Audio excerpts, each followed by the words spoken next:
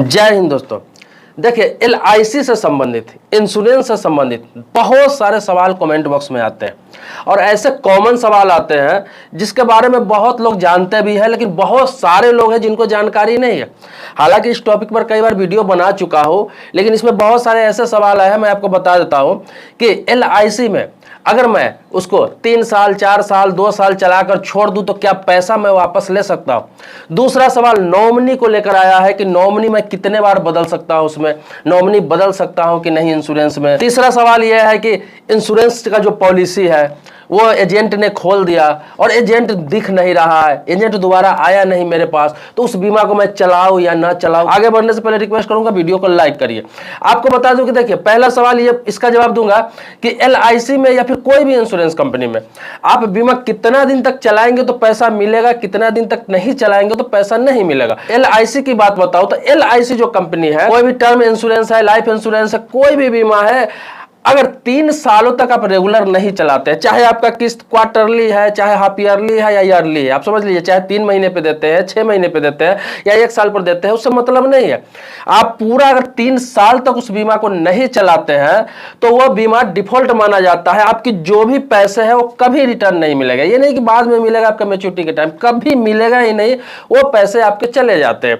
लेकिन 3 साल से, अगर 3 साल तक आपने चला दिया या फिर 3 साल से ऊपर चला रखा है आप, तो आप उस क्या करना है कि आप उस बीमा को सरेंडर भी करा सकते हैं, सरेंडर करा के पैसे ले सकते हैं। हालांकि पूरा पैसा नहीं मिलेगा। इंश्योरेंस कवर का जो होता है वो पैसा कुछ काट लिया जाता है, लेकिन आपको पैसे मिलेंगे, चाहे वो 5 साल बाद हो, 10 साल बाद हो, जब भी लेना चाहे पैसे मिल जाएंगे, या फिर 3 साल बाद कभी भी पैसे ले सकते हैं। या फिर आप उसे छोड़ देते हैं तो मैच्योरिटी के टाइम जितना दिन का बीमा था, वो 8 साल का, 10 साल का, 20 साल का, 15 साल का, उतना दिन बाद पूरे इंटरेस्ट के साथ आपको मिल जाएंगे वो पैसा। तो ये है सिस्टम। दूसरा क्या है, आपको बता दूं कि नॉमिनी का, तो नॉमिनी चेंज करने का आपको एलआईसी जो है, एलआईसी इंश्योरेंस कंपनी जो है, उसमें है कि एक बार आप नॉमिनी को चेंज कर सकते हैं। जैसे बहुत सारे लोग बीमा कराते हैं तो शादीशुदा नहीं है तो मम्मी को नॉमिनी बना लेते हैं, पिताजी को बना लेते हैं, या फिर किसी को भी वो बना लेते हैं।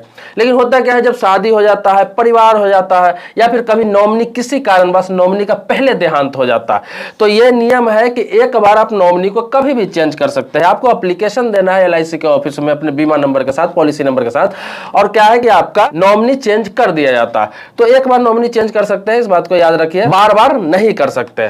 तीसरा क्या है कि बहुत सारे लोग ये कहते हैं कि एजेंट ने तो बीमा खोल दिया, इंश्योरेंस कर दिया, लेकिन वो मेरा किस्त जमा नहीं कर रहा है, प्रीमियम जमा नहीं कर रहा है, तो कैसे होगा। तो मैं आपको बता दूं, एजेंट का जो होता है, एजेंट का आपको बता दूं टर्म कंडीशन जो होता है, जो शर्त होता है, तो एजेंट इस चीज के लिए उत्तरदायी नहीं होता है कि आपका पॉलिसी वो जमा करेगा या फिर प्रीमियम जमा करेगा।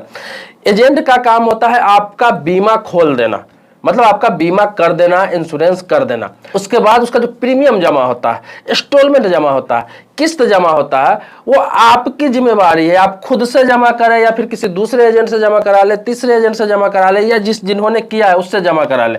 तो सर्विस देना उसकी बात नहीं है। ऐसा नहीं है कि 20 साल का आपका इंश्योरेंस हो गया, 15 साल का इंश्योरेंस हो गया, 10 साल का इंश्योरेंस हो गया तो वो बंदा 10 साल उसमें काम ही करे, ऐसा नहीं होता है। हो सकता है कभी कभी बीच में स्विच भी कर जाता है, वो बंदा किसी दूसरी कंपनी में काम करने लगे या फिर दूसरा काम करने लगे, इस काम को छोड़ के बेहतर काम मिल जाता है। तो बहुत सारे एजेंट ऐसा करते हैं, तो वो बाध्य नहीं है इस चीज के लिए। बाकी पॉलिसी जो है, आपका जो प्रीमियम है, आपको खुद जमा करना है। हाँ, किसी से करा सकते हैं लेकिन खुद जमा करना है।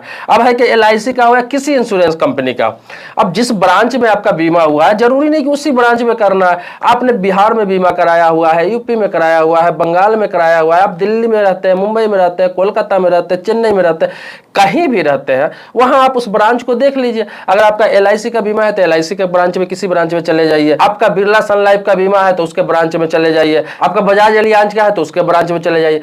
जिससे भी कंपनी का बीमा है उसके ब्रांच में, किसी भी ब्रांच में जाके आप प्रीमियम खुद से जमा कर सकते हैं, वहां रिसिप्ट मिल जाएगा। दूसरा ऑप्शन ऑनलाइन भी हो गया हुआ है, आप ऑनलाइन भी उसको जमा कर सकते हैं, यूपीआई के माध्यम से, फोन बैंकिंग के माध्यम से। इस पर एक प्रॉपर मैं वीडियो बनाऊंगा, बताऊंगा कि किसी भी प्रीमियम को आप ऑनलाइन खुद से कैसे जमा कर सकते हैं। बहुत सारे कहते हैं कि एजेंट पे कैसे कार्रवाई कराए, वो जमा नहीं करता है। तो मैं आपको बता दूं, ये आपको IRDA के रूल में ही है कि एजेंट को आप कुछ भी नहीं कर सकते, वो बीमा आपका कर दिया, आगे की जिम्मेवारी आपकी है। क्योंकि कंपनी तो भागी भागी नहीं है, कंपनी डूबी नहीं है, कंपनी कहीं जा नहीं रही है, एजेंट ने अपना काम छोड़ दिया है, काम बदल दिया है, फिर जगह बदल लिया, इससे कोई दिक्कत नहीं। आपका तो पैसा जमा हुआ, उसके बदले आपका रिसिप्ट मिला और आपका इंश्योरेंस कवर हो ही रहा है, तो इसमें एजेंट का कोई भी किसी प्रकार की बात नहीं। तो इस चीज को समझ लीजिए। बीमा आप कभी भी कराए, मैं आपको बता दूं, चाहे कोई कंपनी का करा रहा है, उसको आप पूरा चलाइए। अगर आपको लगता है कि पूरा मैं नहीं चला पाऊंगा तो कभी बीमा मत कराइए। अब बात बताता हूं कि 3 साल के अंदर जिसका बंद हो गया और पैसा नहीं मिलेगा, तो मैं आपको बता दूं ऐसा नहीं कि नहीं मिलेगा।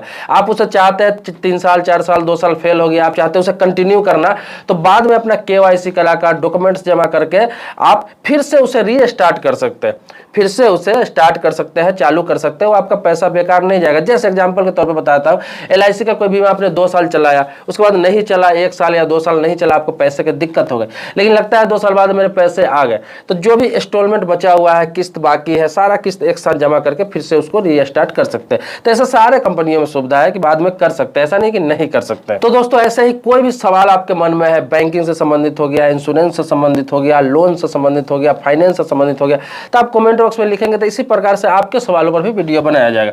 वीडियो मैं इसलिए बनाता हूं कि आपके साथ साथ बहुत सारे लोगों को जानकारी हो जाती है। मिलते हैं नेक्स्ट वीडियो में एक नए मुद्दे के साथ, तब तक के लिए शुक्रिया, धन्यवाद, जय हिंद दोस्तों।